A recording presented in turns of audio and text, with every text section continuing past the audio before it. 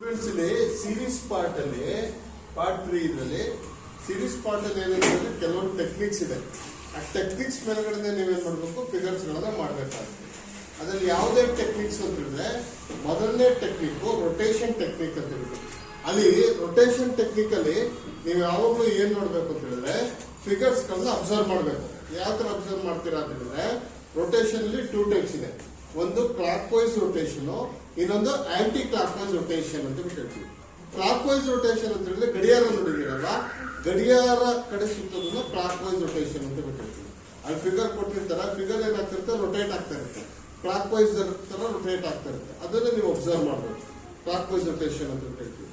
Next ಇನ್ನೊಂದ್ ತರ figure ಕೊಡುವಂತ ಚಾನ್ಸಸ್ ಇರುತ್ತೆ, ಅದನ್ನ ಆಂಟಿ ಕ್ಲಾಕ್ ವೈಸ್ ಅಂತ ಹೇಳ್ತೀವಿ. ಆಂಟಿ ಕ್ಲಾಕ್ ವೈಸ್ ಅಂದ್ರೆ ಗಡಿಯಾರ ವಿರುದ್ಧ ದಿಕ್ಕಿನಲ್ಲಿ ಏನಾಗ್ತಿರುತ್ತೆ, ಫಿಗರ್ ರೊಟೇಟ್ ಆಗ್ತಾ ಇರುತ್ತೆ. ಓಕೆ, ವಿರುದ್ಧ ದಿಕ್ಕಿನಲ್ಲಿ ಈ ತರ ಉಲ್ಟಾ ಏನಾಗ್ತಿರುತ್ತೆ, ರೊಟೇಟ್ ಆಗ್ತದೆ. ಅದನ್ನ ಕರೆಕ್ಟ್ ಆಗಿ ಅಬ್ಸರ್ವ್ ಮಾಡ್ಬೇಕು. ಹೆಂಗೆ ಅಂದ್ರೆ ಇಲ್ಲಿ 1 2 3 4 ಫಿಗರ್ಸ್ ಕೊಟ್ಟಿರ್ತಾರೆ. 3 ಫಿಗರ್ಸ್ ರೊಟೇಷನ್ ಆಗ್ತಿರುತ್ತೆ. ಅದು ಕ್ಲಾಕ್ ವೈಸ್ ರೊಟೇಷನ್ ಆಗ್ತಾ ಇರುತ್ತೆ ಅಥವಾ ಆಂಟಿ ಕ್ಲಾಕ್ ವೈಸ್ ರೊಟೇಷನ್ ಆಗ್ತಾ ಇರುತ್ತೆ. ಅದನ್ನು ಕರೆಕ್ಟ್ ಆಗಿ ಅಬ್ಸರ್ವ್ ಮಾಡ್ಕೊಂಡು ನೀವು ಓಎಲ್ ಮಾಡೋದು ಶೇರ್ ಮಾಡಬೇಕು. ಅದೊಂದು ಟೆಕ್ನಿಕ್. ಮತ್ತೆ ಎರಡನೇ ಟೆಕ್ನಿಕ್ ಫಿಗರ್ಸ್ ಗಳಲ್ಲಿ ಏನಿರುತ್ತೆ ಅಂದ್ರೆ ಸಾಮಾನ್ಯವಾಗಿ ಜಾಸ್ತಿ ಕೊಡೋದು ಏನು ಅಂತ ಹೇಳಿದ್ರೆ ಅಡಿಷನ್ ಆಗ್ತಾ ಇರುತ್ತೆ. ನೋಡಿ, ಇಲ್ಲಿ ಅಡಿಷನ್ ಆಗ್ತಾ ಇರ್ತದೆ, ಇನ್ನೊಂದು ಲೈನ್ ಆಡ್ ಆಗ್ತದೆ, ಇಲ್ಲೇನಾಗ್ತದೆ, ಇನ್ನೊಂದು ಲೈನ್ ಆಡ್ ಆಗಿದೆ, ನೆಕ್ಸ್ಟ್ ಅದೇ ತರ ಇಲ್ಲಿ 3 ಲೈನ್ ಹಂಗೆ ಆಡ್ ಆಗ್ತಾ ಇರುತ್ತೆ. ಅಂದ್ರೆ ಅಡಿಷನ್ ಆಫ್ ಲೈನ್ಸ್ ಅಂತ ಹೇಳ್ತೀವಿ, ಅಥವಾ ಅಡಿಷನ್ ಆಫ್ ಸರ್ಕಲ್ಸ್ ಕೂಡ ಆಗ್ಬೋದು. ಸರ್ಕಲ್ಸ್ ಕೂಡ ಏನಾಗ್ತಾ ಇರ್ತದೆ, ಅಡಿಷನ್ ಆಗ್ತದೆ. ಏನಾದ್ರೂ ಆ ಫಿಗರ್ ಗಳಿಗೆ ಆಡ್ ಆಗಿ ಹೋಗ್ತಾ ಇರುತ್ತೆ. ಅದಕ್ಕೆ ಅಡಿಷನ್ ಟೆಕ್ನಿಕ್ ಅಂತ ಹೇಳ್ತೀವಿ. ಅಡಿಷನ್ ಟೆಕ್ನಿಕ್ ಅಂತ ಹೇಳ್ತೀವಿ. ಆ ಅಡಿಷನ್ ಟೆಕ್ನಿಕ್ ಅಲ್ಲಿ ಮತ್ತು ಸಬ್ಟ್ರಾಕ್ಷನ್ ಇದೆ, ಅಂದ್ರೆ ಡಿಲೀಟ್ ಆಗ್ತಾ ಇರುತ್ತೆ.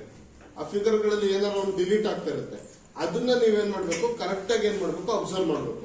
ಅದು ಅಡಿಷನ್ ಆಗ್ತದೆಯಾ ಅಥವಾ ಡಿಲೀಷನ್ ಆಗ್ತದೆಯಾ, ಡಿಲೀಟ್ ಆಗ್ತದೆಯಾ ಫಿಗರ್ಸ್ ಅಲ್ಲಿ ಅಂತ ಅಬ್ಸರ್ವ್ ಮಾಡ್ಬೇಕು.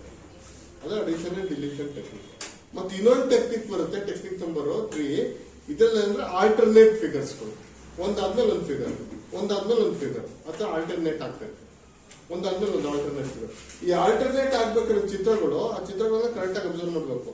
ಆ ಚಿತ್ರಗಳು ಆಲ್ಟರ್ನೇಟ್ ಆಗ್ತಾ ಇರ್ಬೇಕಾದ್ರೆ ಕೆಲವೊಂದ್ಸಲ ಏನಾಗ್ತಾ ಇರುತ್ತೆ, ಆಡ್ ಆಗ್ತಾ ಇರುತ್ತೆ, ಕೆಲವೊಂದ್ಸಲ ಅದಕ್ಕೆ ಏನಾಗ್ತಾ ಇರ್ತದೆ, ಡಿಲೀಟ್ ಆಗ್ತಾ ಇರುತ್ತೆ. ಆಲ್ಟರ್ನೇಟ್ ಆಗುವಂತ ಸಂದರ್ಭದಲ್ಲಿ ಕ್ಲಾಕ್ ವೈಸ್ ಆಗ್ಬೋದು, ಆಂಟಿ ಕ್ಲಾಕ್ ವೈಸ್ ಆಗ್ಬೋದು. ಅರ್ಥ ಆಗ್ತದೆಯಾ?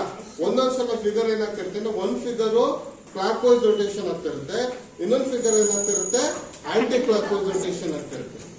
ಒಂದೇ ಚಿತ್ರದಲ್ಲಿ ಎರಡೆರಡು ಆಗಿರುತ್ತೆ, ಒಂದ್ಸಲ ಕ್ಲಾಕ್ ವೈಸ್, ಇನ್ನೊಂದ್ಸಲ ಆಂಟಿ ಕ್ಲಾಕ್ ವೈಸ್. ಆ ತರ ಫಿಗರ್ಸ್ ಗಳು ರೊಟೇಟ್ ಆಗಿ ಹೋಗ್ತಾ ಇರುತ್ತೆ.